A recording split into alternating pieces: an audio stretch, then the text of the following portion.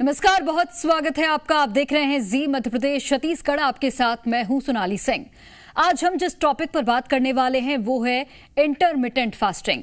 आपने अक्सर देखा होगा कि ज्यादातर लोग इस बात को लेकर चर्चा करते हैं कि हमें रोज अपनी डाइट में क्या लेना चाहिए और क्या नहीं लेना चाहिए, क्या खाना फायदेमंद है और क्या नुकसानदायक है। लेकिन इस कंसर्न के बीच एक जरूरी बात कहीं मिस हो जाती है और वो ये है कि एक्चुअल में खाना कब खाना चाहिए और कितना खाना चाहिए। सिर्फ खाना ही नहीं, आपके पूरे दिन का खान पान का समय क्या होना चाहिए। और आज इसी बात को समझने के लिए इंटरमिटेंट फास्टिंग पर चर्चा करेंगे। इंटरमिटेंट फास्टिंग क्या है, कैसे होती है, क्यों करते हैं, इसकी शुरुआत कहां से हुई, क्यों की गई और अभी आज की लाइफस्टाइल में इसकी इंपॉर्टेंस क्या है। क्योंकि इंटरमिटेंट फास्टिंग की लोकप्रियता तेजी से बढ़ रही है। इंटरनेट पर सबसे ज्यादा खोजे जाने वाले वजन घटाने के तरीकों में से ये एक माना जाता है। परिवार और दोस्त अपने अनुभवों के बारे में बता रहे हैं, बातें कर रहे हैं। सोशल मीडिया पर भी इंटरमिटेंट फास्टिंग को लेकर कई तरह की जो बीते नुस्खे हैं वो वायरल हो रहे हैं। आज इसी मुद्दे को लेकर हर पॉइंट पर बात होगी। कई मिथ भी हैं जो फास्टिंग को लेकर लोगों के बीच चलते हैं, उनके बारे में भी आप तक पूरी जानकारी पहुंचाएंगे। लेकिन चर्चा शुरू करने से पहले कुछ लोगों के रिएक्शंस आपको सुनवाते हैं कि उनका इंटरमिटेंट फास्टिंग पर क्या कुछ कहना है। इंटरमिटेंट फास्टिंग देखिए, कुछ लोगों को जिनको वेट रिडक्शन करना है, जिनको ऐसा लगता है कि मोटापा बढ़ गया है और खाने पीने की जो हैबिट्स हैं वो बहुत ज़्यादा अनइवन हो गई हैं, उन लोगों के लिए ये एडवाइस करी जाती है कि वो इंटरमिटेंट फास्टिंग करें। तो इसमें ये होता है कि जैसे एक 7 दिन का एक शेड्यूल होता है जिसके अंदर आपको 5 दिन के लिए खाना खाना होता है और 2 दिन की फास्टिंग होती है। और उसमें पर डे का भी फास्टिंग का शेड्यूल होता है कि भाई 24 घंटे में से आपको 16 घंटे फास्टिंग रहनी है और जो बाकी के जो 8 घंटे हैं उसमें खाना खाना होता है। अपने यहाँ कोई ऐसा कॉन्सेप्ट नहीं है हमारे उसमें कि इंटरमिटेंट फास्टिंग के 100% कोई रिजल्ट है कि नहीं है। तो ये बड़ा डिबेटेबल विषय है।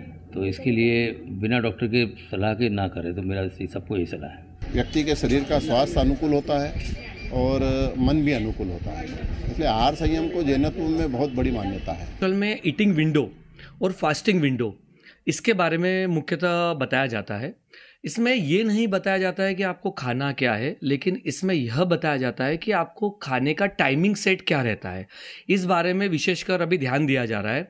जैसे कि कई बार कई इंटरव्यू में बॉलीवुड एक्टर अक्षय कुमार ने भी बताया है कि वो शाम को 6 बजे बाद कुछ भी नहीं खाते हैं। बहुत सारे लोग हैं जो शाम को 6 बजे तक अपना भोजन समाप्त कर लेते हैं। जो उनका डिनर का टाइमिंग होता है वो 7 बजे तक समाप्त हो जाता है।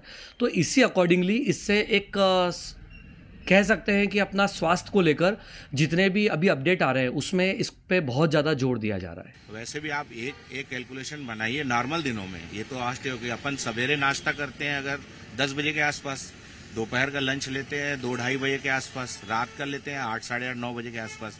तो इसका अगर गैपिंग देखा जाएगा 3 से 4 घंटा गैपिंग रहता है, आपका शरीर चलते रहता है। और रात को यदि आप 8 बजे कर रहे हैं और सवेरे 10 बजे कर रहे हैं, है ना, तो इसका गैप कितना हो गया। कैलकुलेशन आदमी करता है तो हर तरफ का करे। फास्टिंग करनी है तो फलाहार खाए, जैसा कि धार्मिक मान्यता है उस टाइप का होना चाहिए मेरे ख्याल से। बाकी ये तो उल्टा आपकी सेहत के साथ खिलवाड़ है। उससे क्या है कि मान लो जैसे पेट में कोई समस्या हो तो उससे थोड़ी बहुत राहत मिल जाती है। हाँ, क्योंकि उसमें हल्का फुल्का खाना है। और अपने चाय भी पीते हैं तो बिना चीनी की पी जाती है उसमें, तो बॉडी को रिलैक्स मिल जाता है। दूसरा, इसको वजन मेंटेन करने में भी सुविधा मिलती है। और जिन लोगों को शुगर है, मैं तो कहता हूँ हफ्ते में 1-2 दिन उनको फास्ट रहना चाहिए। इससे शरीर में कुछ फायदे होते हैं, तो सोचा इसके बारे में? हाँ, फायदा तो होता है। इम्यून शक्तियाँ मिलती हैं, शरीर के लिए लाभदायक रहता है। बहुत लोग जो रखते हैं वो लोग बताते हैं। कभी कभी वो नहीं खाना खाओ तो क्या पेट खाली रहेगा और कोई दिक्कत ही नहीं उससे। ये 7 दिन में 1 दिन नहीं खाओ तो कोई दिक्कत थोड़ी पड़ता है शरीर में। अच्छा, फास्टिंग रही है तो फायदा पड़ता है कुछ? बिल्कुल फायदा रहता है।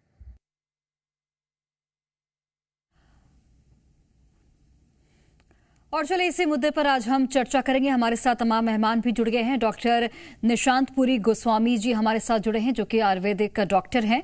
डॉक्टर अनिमेश चौधरी जुड़े हैं हमारे साथ जो कि एमटी मेडिसिन में हैं। और इसके साथ ही रीमा हिंगुरानी जी हमारे साथ जुड़ी हैं जो कि डाइटिशियन है, न्यूट्रिशनिस्ट हैं। और सबसे पहले चर्चा की शुरुआत रीमा जी आपसे ही करना चाहूंगी। एक डाइटिशियन के तौर पर आप ये समझाइए कि ये जो इंटरमिटेंट फास्टिंग है वो क्या होता है, एक आम लोग इसे किस तरीके से समझ सकते हैं? तो इंटरमिटेंट फास्टिंग एक्चुअली एक लाइफस्टाइल है, ये कोई डाइट पैटर्न नहीं है। ये एक लाइफस्टाइल है जिसमें एक विंडो में आप खाना खाते हैं। जैसे हम 16-8 बहुत नॉर्मली आजकल हम सुनते हैं कि हम 16-8 विंडो पे फास्टिंग कर रहे हैं, जिसमें आप 8 घंटे दिन के आप खाना खा रहे हैं और 16 घंटे आप फास्ट कर रहे हैं। ठीक है, आइडियली ये कोई तरीका नहीं है वेट लॉस करने का, बट इसका अगर आप इसको सही तरीके से करें तो इससे आपकी हेल्थ जरूर इंप्रूव हो सकती है, आपका इंसुलिन रेजिस्टेंस जरूर इंप्रूव हो सकता है। पर इसको वही लोग करें जो आइडियली 16 घंटे फास्ट कर सकते हैं। जिनको ज्यादा हर 2 से 3 घंटे में खाने की आदत है, उनके लिए ये चीज सही नहीं है। So person to person depend करता है। ठीक है, डॉक्टर निशांतपुरी गोस्वामी जी, आपसे ये जानना चाहूंगी कि जिस तरीके से आयुर्वेदिक की हम बात करें तो आयुर्वेदिक पद्धति में इस फास्टिंग को किस तरीके से देखते हैं आप?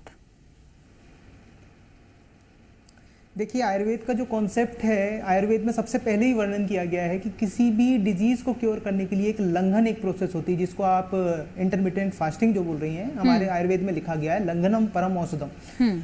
जो इसको 2 फेज में देखा जाता है, एक ईटिंग फेज होता है और एक फास्टिंग विंडो होती है।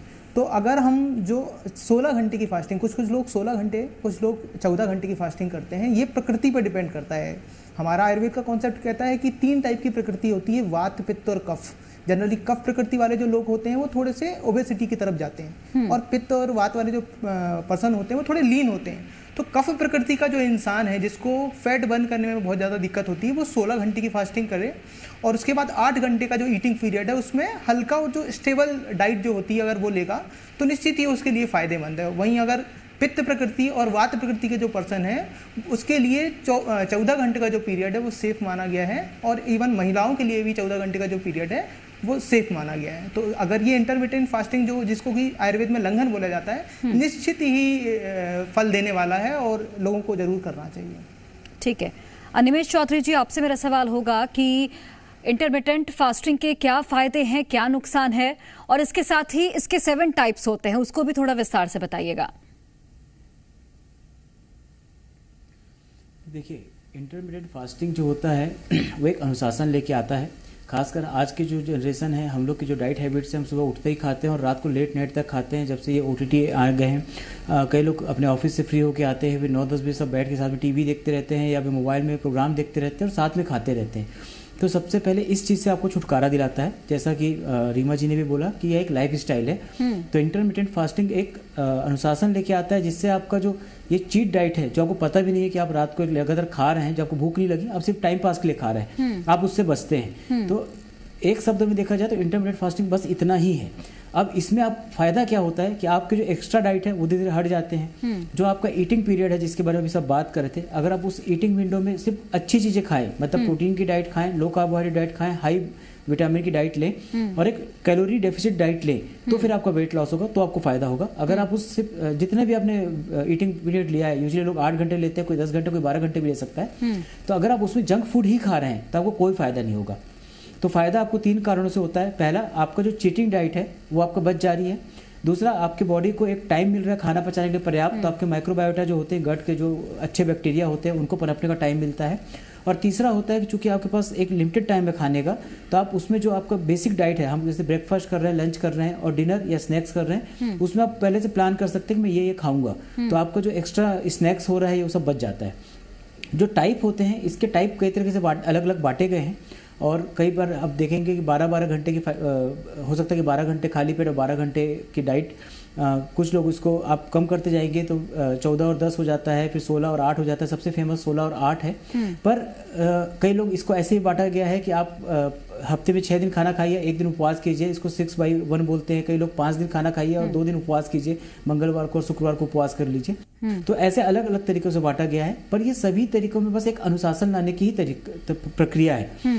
तो मैं एक बात में रीमा जी को बस उनकी बात काटना चाहूँगा, बोल दीजिए, या सुधारना चाहूँगा, जो भी सही हो, कि जिन लोगों को थोड़ी थोड़ी देर में खाने की आदत है, एक्चुअली उन लोगों को इंटरमिटेंट फास्टिंग जरूर करना चाहिए। क्योंकि जो लोग बार बार खा रहे हैं, इंटरमिटेंट फास्टिंग से उनका ये अनुशासन चेंज होता है कि हाँ, हम बार बार खा रहे हैं, अब हमको कम खाना है। तो ऐसे लोगों के लिए फास्टिंग एक्चुअली बहुत अच्छी है, जिनकी लाइफ स्टाइल अनशेड्यूल्ड है। उनके लाइफ स्टाइल को शेड्यूल में लाने के लिए, डिसिप्लिन में लाने के लिए अच्छा होता है। शुरुआत करने के लिए हमेशा, अगर आप यूजुअली हम लोग क्या कर रहे हैं, 8 घंटे अगर सो रहे हैं, हम सुबह उठे, हम चाय के साथ कुछ बिस्किट ले लिए और हम रात तक खा रहे हैं, तो यूजुअली हम लोग 16 घंटे खा रहे हैं 24 घंटे में। तो उसको कम करते करते आप पहले 14 घंटे कीजिए, फिर 12 घंटे कीजिए कि मैं अगर सुबह उठ रहा हूँ तो मैं 8 बजे से लेकर रात के 8 बजे तक खाऊंगा। फिर उसको कम करते करते आप उसको 16/8 तक लेके आने की कोशिश कीजिए कि मैं सुबह उठ रहा हूँ तो मैं 8 बजे अगर खाना चालू कर रहा हूँ तो मैं शाम को 4 बजे तक, या मैं अगर 11-12 बजे खा रहा हूँ तो मैं शाम को 8 बजे तक खाऊंगा उसको।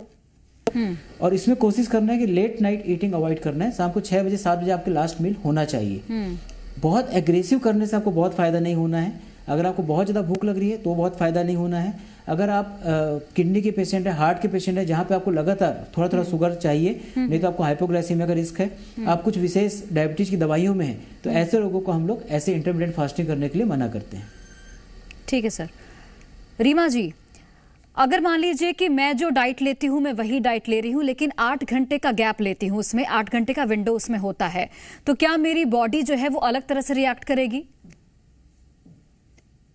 अगर आप 8 घंटे खाना खा रहे हैं, जो डाइट आप जनरली लेते हैं, वो आपकी हेल्थ को इम्प्रूव करने में डेफिनेटली हेल्प करेगा। लेकिन अगर आप वो जो हम पहले बात करते, जो 16 घंटे का हम फास्ट करने के बाद हम 8 घंटे खा रहे हैं, वो 8 घंटे आपके कौन से हैं, दैट इज वेरी इंपॉर्टेंट। अगर आप कह रहे हैं कि मैं 2 बजे से खाना शुरू करूंगी और मैं 10 बजे तक खाऊंगी, 8 घंटे वो है, तो दैट इज समथिंग जो आपकी सर्केडियम रिदम के हिसाब से नहीं है, ठीक है।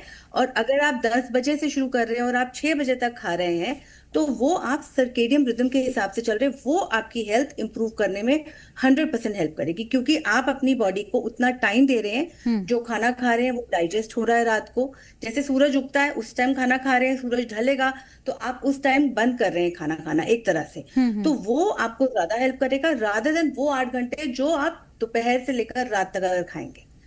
दूसरी चीज जो हेल्थ और इम्प्रूव करती है, अगर आप टाइप ऑफ फूड यानी कि क्वालिटी फूड अगर आप उसी 8 घंटे में खाएं तो आपकी हेल्थ इंप्रूव होगी। मतलब अगर आप जंक या हाई कैलोरी फूड्स, मतलब ये सोचिए कि भैया मेरे को 8 घंटे का टाइम मिल रहा है तो मैं उसमें पिज्जा बर्गर पास्ता खा लूं और बाकी 16 घंटे नहीं खाऊं और मेरी हेल्थ इंप्रूव हो जाएगी, वो नहीं होगा।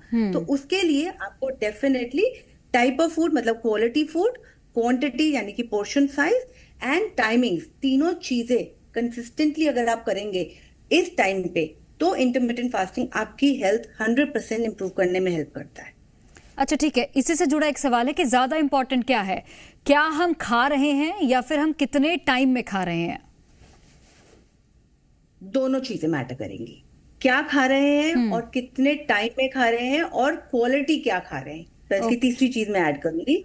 उसका रीजन ये है कि अगर आप 7 या 8 बजे के बाद या 9 बजे के बाद आप खाना खाते हैं, वो प्रॉपरली डाइजेस्ट नहीं होता है, और जब वो प्रॉपरली डाइजेस्ट नहीं होगा तभी जाके आजकल हमारे बहुत गट इश्यूज आते हैं, जिस वजह से हम स्पेशली जो लोग इंटरमिटेंट नहीं कर पाते हैं उनको हम रूटीन में लाने के लिए ये तरीका करते हैं कि आप अपना विंडो खाने का सुबह 9 बजे या 10 बजे से शुरू करिए और शाम के 7, 7:30 मैक्सिमम 8 बजे तक खाइए, ताकि आप अपने बॉडी को उतना टाइम दे रहे हैं ताकि जो खाना खाया है विद इन दोज आवर्स वो प्रॉपरली असिमिलेट हो, डाइजेस्ट हो, और उसका जो न्यूट्रिशन है वो अब्सॉर्ब हो प्रॉपरली, तभी जाके आपकी हेल्थ होगी। ठीक है डॉक्टर निशांत पुरी जी, मैं आपसे जानना चाहूंगी कि चूंकि आप एक आयुर्वेदिक डॉक्टर हैं तो हमें अपने डाइट में क्या कुछ इंक्लूड करना चाहिए जिससे हमारा स्वास्थ्य आने वाले वक्त में सही होगा या फिर हम सही तरीके से वर्क कर पाएंगे? जी देखिए, मैंने अभी जैसे कि मैंने पहले बताया कि हमारे आयुर्वेद में कॉन्सेप्ट डेवलप किया गया है कि 3 प्रकार की प्रकृति होती है, वात, पित्त और कफ। इसी के अकॉर्डिंग हमें डाइट लेनी पड़ेगी। अगर इंसान की प्रकृति कफ प्रकृति है और कफ प्रकृति को बढ़ाने वाला आहार, जैसे कि जो फैट वाली चीज़ें होती हैं, जैसे ऑयल ले रहा है, घी ले रहा है, चावल ले रहा है, रोटी ले रहा है, अगर वो इनको इनटेक करता है तो उसका वजन अपने आप ही बढ़ेगा। भले वो कितना भी वर्कआउट करे, उसका जो फैट लॉस है वो बहुत स्लो होगा। तो उसके लिए जो इंटरमिटेंट जो फास्टिंग है, निश्चित ही 16 घंटे अगर वो फास्टिंग करता है और 8 घंटे की जो ईटिंग विंडो रखता है, उसमें भी वो ऐसा फूड लेता है जैसे कि दलिया हुआ या ऐसा फूड जिसको हम फॉल्स ईटिंग बोलते हैं एक तरीके से, जैसे मुरमुरा हुआ। अगर आप उसको खाते हैं तो आपको लगता है कि आपका पेट फुल हो गया है, लेकिन उसके बाद पानी पीने के बाद उसकी जो क्वांटिटी होती है पेट में जाके कम हो जाती है। तो वो आप एक तरीके से पचने में उसको टाइम लगता है, डाइजेस्ट होने में उसको टाइम लगता है। तो ऐसे कफ प्रकृति वालों के लिए ऐसा खाना बहुत फायदेमंद माना गया है। वहीं हम वात और पित्त प्रकृति की बात करें तो इनकी जो डाइजेस्टिव फायर होती है, जो पाचकाग्नि होती है, वो बहुत अच्छी होती है, जल्दी से जल्दी ये खाना पचा लेते हैं। तो ऐसे लोगों के लिए थोड़ा सा गुरु आहार प्रिफर करना चाहिए, जैसे कि घी लगी हुई रोटी, जो ज्वार की रोटी होती है, बाजरा की रोटी होती है, जिनको पचने में टाइम लगता है, जैसे ब्राउन राइस जो आजकल मार्केट में मिल रहा है, ऐसी चीजें जो जिनको पचने में टाइम लगे, तो जिससे उनको भूख भी अधिक समय बाद लगेगी, जिससे वो बार बार जो उनकी ईटिंग की प्रोसेस है वो भी रुकेगी और एक तरीके से उनका इंटरमिटेंट फास्टिंग भी हो जाएगी। और मैं ये मानता हूँ कि जो शाम का खाना है वो तीनों प्रकृति, मतलब किसी भी पर्सन के लिए शाम का खाना निश्चित ही 7 बजे के पहले हो जाना चाहिए। क्योंकि अगर 7 बजे आप या 6:30 बजे आप खाना खा लेते हैं और सुबह आप जब ब्रेकफास्ट करते हैं तो ऑलरेडी आपका 15 घंटे की फास्टिंग हो जाती है, तो निश्चित ही ये आपके लिए फायदेमंद होती है। ठीक है अनिमेश चौधरी जी, एक सवाल होगा मेरा कि हम हमेशा सुनते हैं कि ब्रेकफास्ट हेवी करना चाहिए, डिनर लाइट करना चाहिए। इंटरमिटेंट फास्टिंग में भी क्या यही चलन चलता है या फिर कुछ और आप सजेस्ट करना चाहेंगे? जी, बहुत फेमस कोट है कि do breakfast like king, lunch like a prince and dinner like a beggar. तो इसका उद्देश्य यही रहता है जो अभी हम चर्चा कर रहे थे कि रात को जो आप खाना खाते हैं अगर वो हल्का रहेगा तो आप जब सो रहे हैं तो वो खाना पचने में आसान रहेगा। और खासकर पहले के समय में क्या होता था कि नाश्ता करने के बाद लोग काम में निकल जाते थे, फिजिकल वर्क पहले बहुत ज़्यादा हुआ करते थे।